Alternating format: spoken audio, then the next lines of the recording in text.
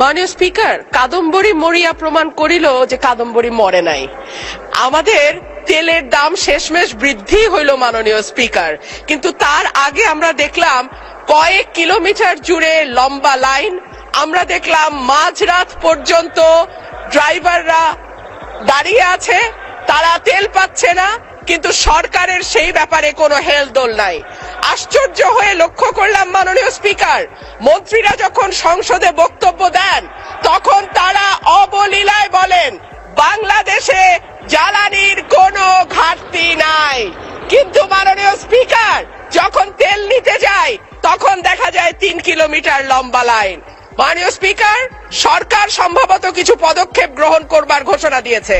তার একটা হচ্ছে মার্কেট প্লেস 7টা বাজে বন্ধ করে দেয়া।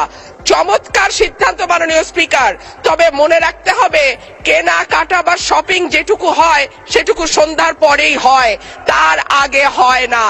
2 হইল অফিস আদালতের সময় বলে পরিবর্তন করবে। 5 দিনের জায়গায় 4 দিন বা 3 দিন তারা কর্মঘণ্টা ঠিক করবে। কিন্তু প্রশ্নটা হচ্ছে যদি জ্বালানির কোনো সংকটই না থাকে তাহলে এত লম্বা লাইনই বা কেন, দামি বা বাড়াইতে হয় কেন, অফিস কর্মসূচি সময় পরিবর্তন করতে হয় কেন, এই প্রশ্নগুলা তো ওঠে মাননীয় স্পিকার। মাননীয় স্পিকার, আপনার মাধ্যমে এই সংসদের কাছে আমি জানতে চাই, জ্বালানি মন্ত্রীরা যখন গণমাধ্যমে কথা বলেন তখন মনে হয় বাংলাদেশে আল্লাহর রহমতে কোনো সংকট নাই।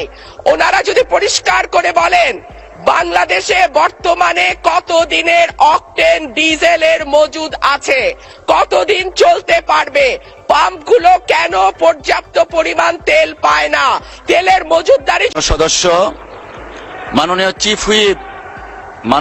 হুইপ প্লিজ আপনারা বসেন, দয়া করে মাননীয় চিফ হুইপের মাইকটা দেন প্লিজ।